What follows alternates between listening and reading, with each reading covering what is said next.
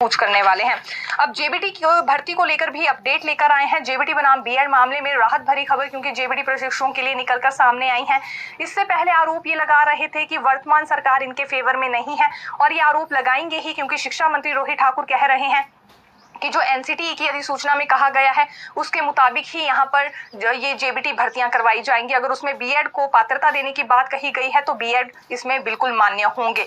हालांकि नया मामला यहाँ सामने ये आया है कि प्रारंभिक शिक्षा विभाग की ओर से जो काउंसलिंग का रिजल्ट जारी किया गया है बैच वाइज भर्ती के लिए, उसमें बहुत सारे बीएड अभ्यर्थी ऐसे पाए गए हैं जिनके पास जेबीटी टेट ही नहीं था। तो एनसीटीई की अधिसूचना में तो ये भी स्पष्ट किया गया है कि बीएड अभ्यर्थी के पास जेबीटी टेट होना अनिवार्य है। क्या बिना दस्तावेजों की जांच किए ही यहाँ पर इन्हें ये नियुक्तियां दी जा रही हैं? बड़ा सवाल इस वक्त विभाग की कार्यप्रणाली पर उठ रहा है, और केवल जेबीटी प्रशिक्षु ही नहीं, अब विपक्षियों की ओर से भी ये सवाल उठाया जा रहा है। लेकिन आज ही मंत्री विक्रमादित्य सिंह की ओर से एक पोस्ट साझा किया गया है जिसमें उन्होंने जेबीटी अभ्यर्थियों को संयम रखने के लिए कहा है, और साथ ही साथ ये दलील दी है कि वो जेबीटी प्रशिक्षुओं के साथ है, उनके साथ कोई भी अन्याय नहीं होने दिया जाए।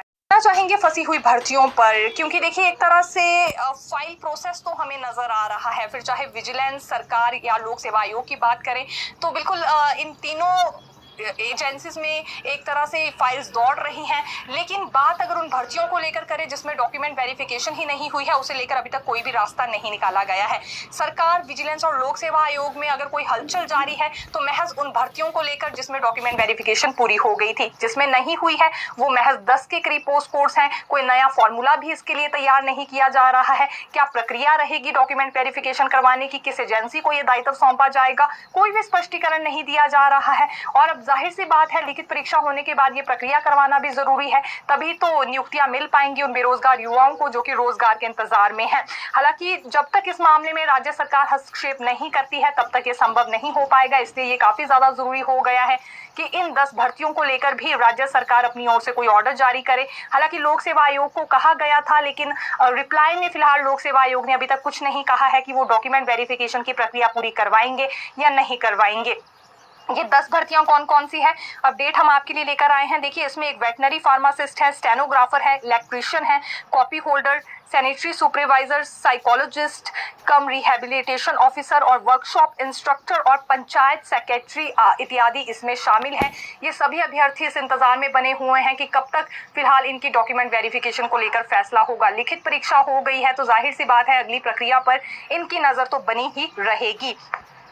कॉन्ट्रैक्ट भर्ती कॉन्ट्रैक्ट भर्ती के नए नियमों को लेकर भी अगर हम आपको जानकारी दें, क्योंकि देखिए तय ये हुआ था 13 अप्रैल को जब कैबिनेट की बैठक थी कि अब नए सिरे से ये नियम नोटिफाई होंगे। कुछ एक शर्तों में यहाँ बदलाव किया जाएगा, विशेष तौर से वेतन और अवधि की शर्तों को लेकर।